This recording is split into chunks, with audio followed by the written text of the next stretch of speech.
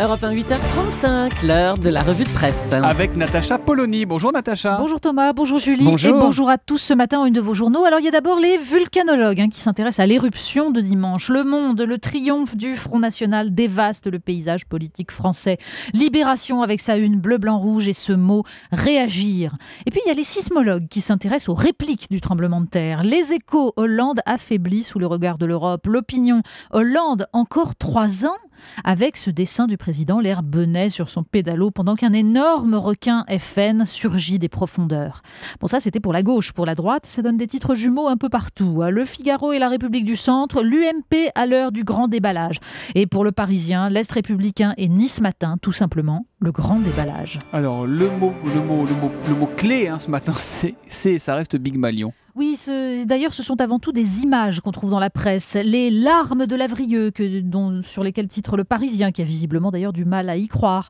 Et puis juste à côté, Sarkozy tombé de l'armoire. Et les mots qui reviennent, traquenard, escroquerie. Et cette question de Guillaume Tabar dans le Figaro. Qui, à l'UMP, va assumer de porter les stockades à Jean-François Copé et de bloquer le retour de Nicolas Sarkozy? Tous en rêvent, mais pas au point de se mettre d'accord sur une solution concertée. Et l'UMP, dit-il, est en danger de mort. Mais c'est le Point, en kiosque demain, qui assène le coup de grâce, en tout cas Jean-François Copé, avec cette une, la cuisine de Monsieur Copé et ses révélations sur un imbroglio de prestataires divers, d'intermédiaires déjà condamnés pour escroquerie, de mystérieux chèques de plusieurs millions déposés sur des comptes d'épouses. Il y a aussi un ancien patron de France Télévisions et l'inévitable argent qatarien passé par des sociétés luxembourgeoises.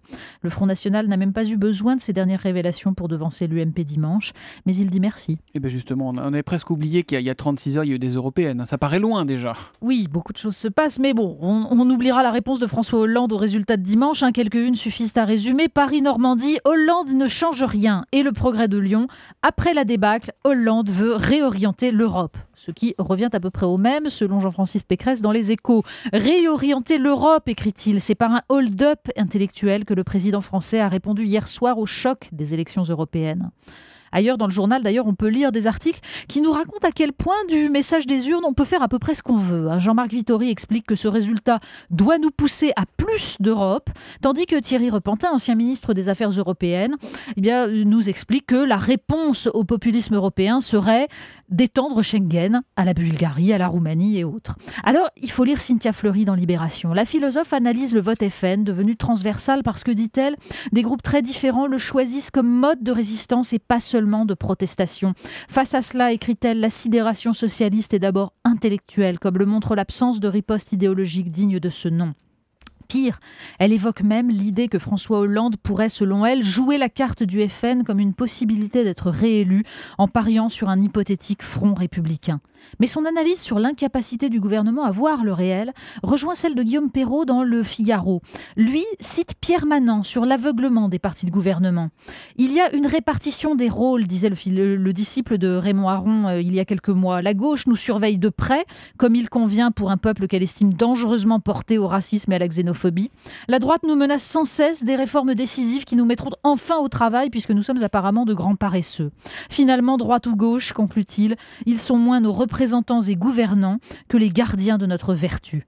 Une condescendance sociale qui se paye donc au prix fort. Il paraît que le pays, que l'économie, que tout le monde en manque en France. Vous nous parlez de la confiance. Oui, c'est le magazine Clé qui nous en parle, de cette vertu magnifique. Boris Cyrulnik nous raconte qu'elle est indispensable au développement humain. Confiance de l'enfant envers ses parents, confiance en soi, confiance en l'école aussi. Le psychiatre compare ces écoles du Congo où des classes de 180 enfants, dont chacun a fait 3 heures de marche pour arriver, se tiennent à carreau, alors que dans nos sociétés de pléthore et de performance, l'école, dit-il, est devenu le lieu de l'ennui et les enfants s'y montrent si exaspérants que les profs passent leur temps à faire la discipline.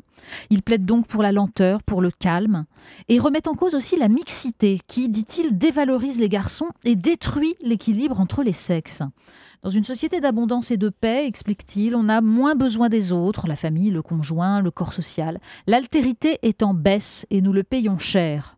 par des colères électorales, par exemple. Vous nous prouvez à présent qu'il vaut mieux écouter la radio que de se coller devant un écran, Mais Natacha. exactement, c'est un article des Échos qui nous raconte comment les écrans modifient notre cerveau, organe particulièrement sensible à l'environnement. Dans les pays précocement convertis à Internet, Norvège, Danemark, Grande-Bretagne, le QI moyen aurait cessé d'augmenter et baisserait même. Pire, les écrans déclenchent dans le cerveau la sécrétion de dopamine, hormone de la récompense qui entraîne une addiction. Et ce, parce que les nouveaux médias s'appuient sur notre besoin archaïque de relations sociales, comme une confirmation des propos de Boris Cyrulnik sur l'altérité.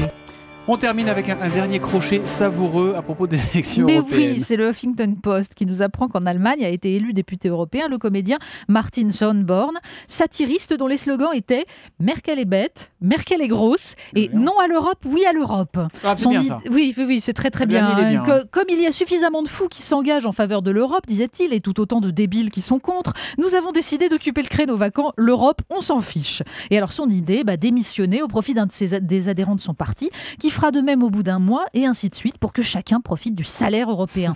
Nous allons faire les poches de l'Union européenne comme un vulgaire pays d'Europe du Sud, a-t-il précisé. Oui, avant d'expliquer qu'il ne sera pas le plus fou au Parlement de Strasbourg, mais ça, on le savait. Oui, il a été élu, donc. Oui, il a été élu. Peut-être inspiré Angela Merkel avec Nicolas Canteloup. Dans un instant, merci Natacha Polony, la revue de presse, qu'on retrouve tous les matins à 8h35 sur Europe 1.